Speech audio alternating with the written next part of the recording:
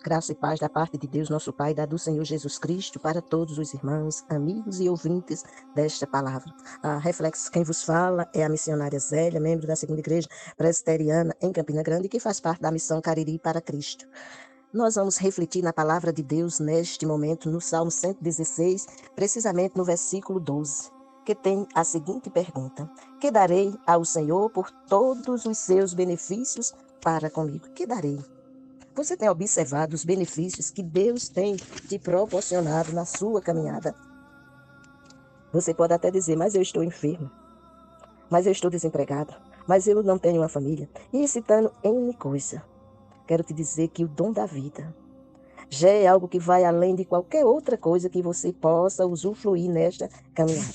Com relação à sua vida, a vida que o Senhor te deu. Você tem convicção do que é este presente de Deus? E se você reconhece Jesus Cristo como o Filho unigênito de Deus e que ele foi enviado para que você pudesse ter inteira comunhão com Deus, porque ele, Jesus, disse: eu sou o caminho, a verdade e a vida. Ninguém vem ao Pai a não ser por mim. Que darei eu ao Senhor por todos os benefícios que me tem feito? O Senhor tem te dado o benefício de você ouvir, falar, sentir, caminhar, dormir, acordar, entrar, sair, subir, descer, decidir, escolher e tantas outras ações. Você tem reconhecido que todas essas ações na sua vida são concedidas por Deus? Porque ele diz em João capítulo 15, verso 5, sem mim nada podeis fazer. O ser humano muitas vezes pensa que, por causa da ciência, por causa da riqueza, por causa da inteligência, ele pode fazer as coisas. O Senhor Jesus nos diz que sem ele nada podemos fazer. Tudo que o ser humano faz, de proveitoso, de bom, de louvável, é porque Deus o concede através de Cristo Jesus. E quando você para e se pergunta: o que darei eu ao Senhor por todos os benefícios que me tem feito? Se você observar a palavra de Deus no Salmo 103, verso 1 e 2, o salmista fez a seguinte declaração: bendiz, ó minha alma, ao Senhor, e tudo que há em mim, bendiga o seu santo nome. Bendiz, ó minha alma, ao Senhor, e não te esqueça de nenhum só dos seus benefícios. Que você possa assim reconhecer, que você possa assim caminhar na presença de Deus. Na Bíblia diz tudo isso, citou a respeito dessa pergunta. A linguagem desse texto, da Bíblia do Expositor, é: que pagamento darei eu ao Senhor por todos os benefícios que me tem feito? E faz uma colocação que eu considero importante ser colocada aqui para nós. Olha o comentário a respeito desse texto. Texto que faz a pergunta: que darei eu ao Senhor por todos os benefícios que me tem feito? Que pagamento eu posso dar? E o comentário é: não podemos pagar nada, pois o Senhor não tem nada que esteja à venda. Tudo é presente e por graça. Tudo que você e eu fizermos, não pense que vai ser para pagar a Deus. Eu acho sublime um ensinamento que Deus nos passa através da vida de Cornélio, que se encontra lá em Atos, capítulo 10. Cornélio era um homem temente a Deus, a ponto de todos os dias orar ao Senhor. E era aquela pessoa que tinha o prazer de abençoar a todos que lhe procuravam. Ele é visto por Deus como um homem que dá esmola e um homem de oração. E um dia, na hora não seja tarde, às 3 horas, estava ele orando ao Senhor. E o Senhor visita Cornélio e diz a Cornélio assim: as tuas orações e as tuas esmolas chegaram à minha memória, mas você não. Se você quiser chegar à minha memória, mande chamar Simão, que tem por sobrenome Pedro, que se encontra na casa de Simão Curtidor. Este virá e te dirá as palavras que tu precisas ouvir para ser achado na minha presença. Cornélio não duvidou. Pelo contrário, Cornélio obedeceu. Imediatamente chamou seus criados, porque ele era um centurião, era um homem reconhecido. E mandou os seus criados ir em busca de Simão, por sobrenome Pedro, isto obedecendo a Deus, porque ele queria ser achado na presença de Deus. Você quer ser achado na presença de Deus, como criatura ou como filho? Se você quiser ser achado diante de Deus como filho, aí você se pergunta: e eu já não sou filho? Olha no Evangelho segundo João, capítulo 1, versos 11 e 12, mostra claramente que o ser humano, sem reconhecer Jesus como Senhor e Salvador de sua vida, ele não é filho e sim criatura. Pois diz o texto que ele, Jesus, veio para o que era seu, ou seja, para os judeus. E os seus não receberam. Os judeus não reconheceram Jesus como o enviado de Deus para salvar o seu povo. O texto diz, ó, veio para o que era seu e os seus não receberam. Mas a todos quanto o receberam, deu-lhes o poder de serem feitos filhos de Deus, a saber, os que creem no seu nome. Se você ainda não é filho e quiser, neste final de ano, estamos hoje no dia 28 de dezembro de 2025, se você quiser dizer, vou entrar 2026, não como criatura, mas como filho. Reconheça Jesus como o único mediador entre Deus e os homens, pois ele disse, e vou repetir, eu sou o caminho, a verdade e a vida. Ninguém vem ao Pai a não ser por mim. Olha que esmola não faz você estar na presença de Deus. Oração em si, se não for em nome de Jesus, também não faz você estar na presença de Deus. Você só vai estar na presença de Deus se você reconhecer Jesus como o Senhor e Salvador de sua vida. Pois em Efésios 2:1 diz que o ser humano, sem a presença de Jesus, ele se encontra diante de Deus, morto em seus delitos e pecado. Mas o Senhor oferece de graça. Você não precisa fazer nada, porque foi Jesus quem fez. Ele disse ó, em Efésios 2:8, pela graça sois salvos, mediante a fé. Isto não vem de vós, é dom de Deus. Não vem pelas obras, para que ninguém se glorie nelas. Pelo contrário, o salvo é reservado para fazer boas obras. E a melhor boa obra que o ser humano pode fazer diante de Deus e diante dos homens é obedecer a Deus. E na questão da obediência a Deus, ele ordena que aquele que já o reconhece, que ele é Senhor e Salvador da sua vida, ele diz a estes, ide pregai o evangelho a toda criatura, porque toda criatura precisa ouvir o evangelho, porque o evangelho é as boas novas de salvação. Você que se neste momento está ouvindo esta palavra, porque não basta só abrir o áudio, mas ficar atento ao que está ouvindo. Se você está ouvindo esta palavra, ele diz em Provérbios 23, verso 26, dá-me o teu coração, filho meu, dá-me o teu coração. Olha que o texto é bem claro. Ele diz a você e a mim. Vou ler para que você possa guardar na sua mente e no seu coração, e não dizer a você mesmo que é enganado. Mas que ele, o Senhor, espera. Dá-me, filho meu, o teu coração, e observem os teus olhos os meus caminhos. Ele espera que você seja obediente e dê a ele o seu coração. E que você observe com os teus olhos os meus caminhos. O salmista, no Salmo 119, verso 105, ele disse com relação à palavra de Deus, que ela é lâmpada para os seus pés e luz para o seu caminho. Ele disse ainda mais com relação à palavra, que guarda a palavra do Senhor no seu coração, para não pecar contra Deus. Diz, a tua palavra escondi no meu coração, para eu não pecar contra ti. Quando o ser humano dá a Deus o seu coração, ele tem o prazer de guardar no seu coração a palavra de Deus, porque ela é lâmpada para os seus pés e ela é luz para o seu caminho. Ela é aquela que é viva e eficaz, como diz em Hebreus 4:12, que ela é mais penetrante do que a espada de dois gumes, que faz divisão entre a alma e o espírito, junta e medula, e conhece o intento dos nossos corações. Veja que está sempre falando no coração. Filho meu, dá-me o teu coração. Você fez a pergunta, que darei eu ao Senhor por todos os benefícios que me tem feito? De me fazer uma pessoa inteligente, uma pessoa consciente, uma pessoa saudável, uma pessoa que vive em sociedade, uma pessoa que pode ouvir, falar, sentir, caminhar, ver.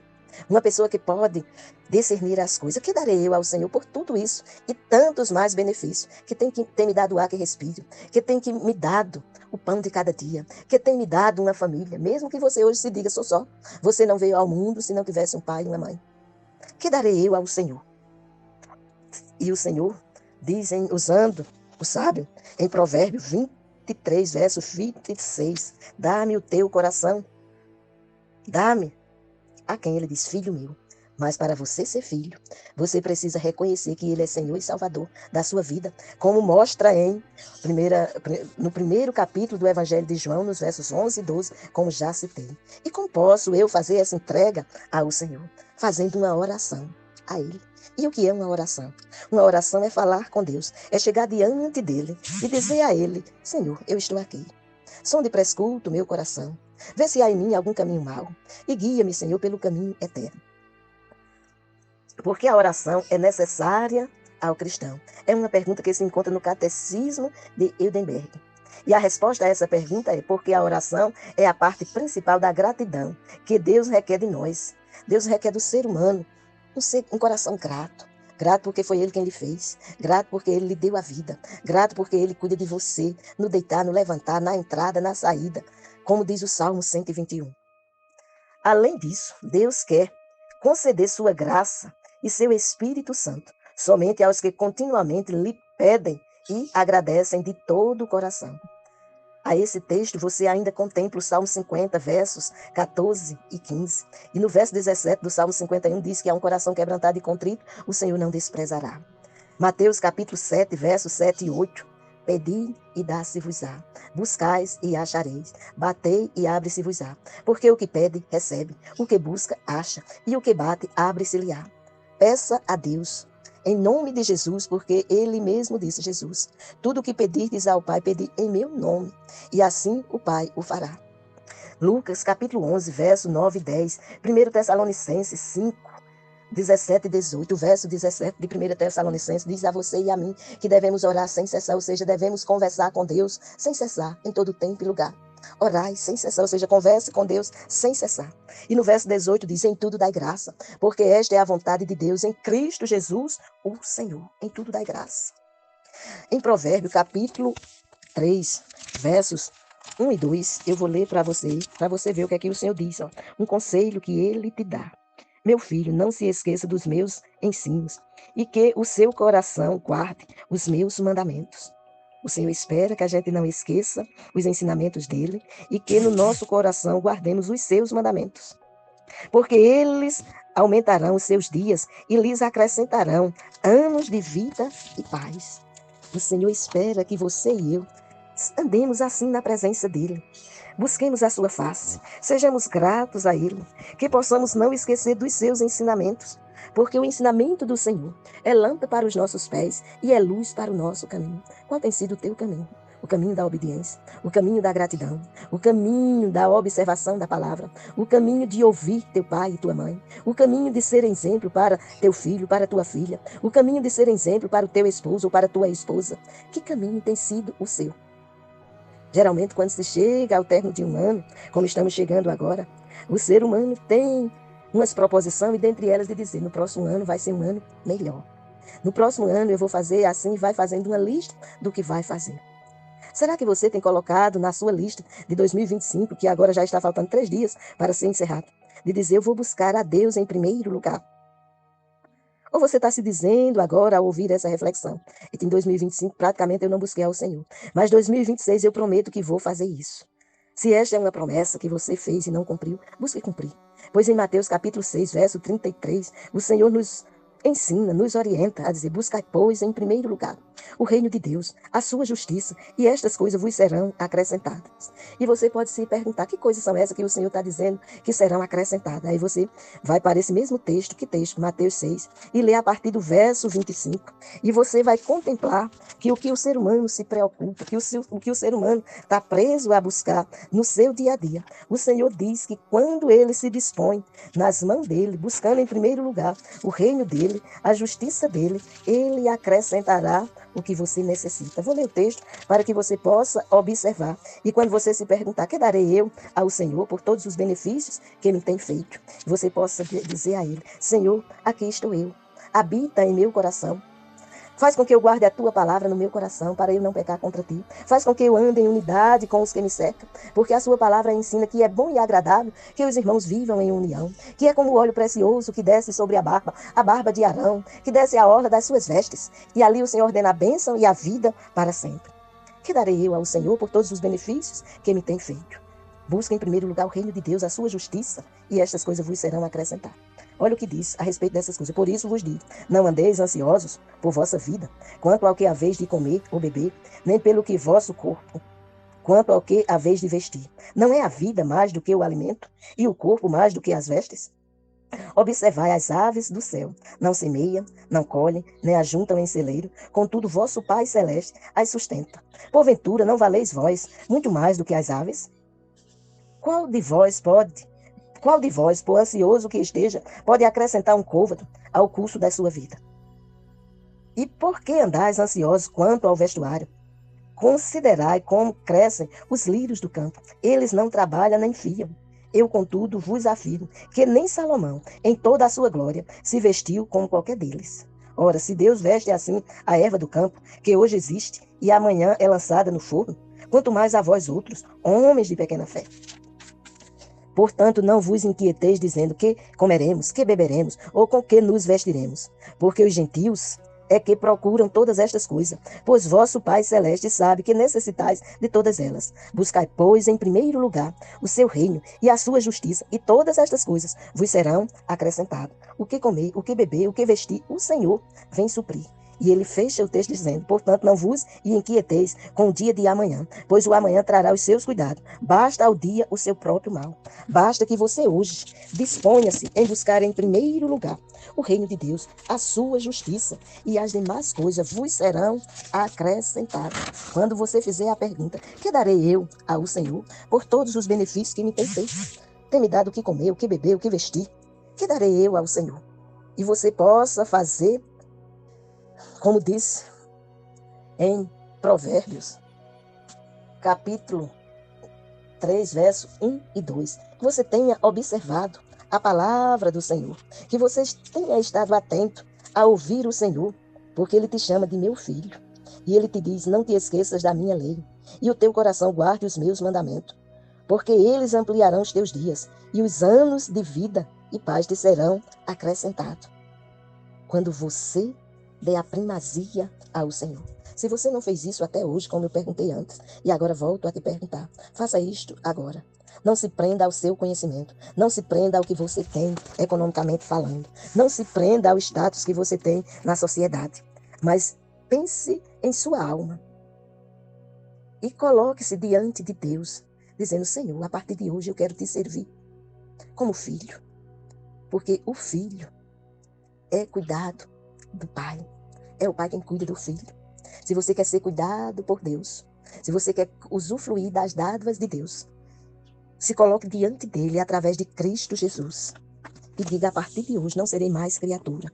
A partir de hoje eu creio na palavra de Deus, e é mediante esta palavra que eu reconheço Jesus como o único e suficiente Salvador, e que é o único mediador entre Deus e os homens, porque ele mesmo declarou: eu sou o caminho, a verdade e a vida, e ninguém vem ao Pai a não ser por mim. E você possa verdadeiramente chamar Deus de Pai através da ação gloriosa realizada por Cristo Jesus, ele nascendo em teu coração. Isso verdadeiramente será uma ação que nada nem ninguém vai nunca mais te separar de Deus.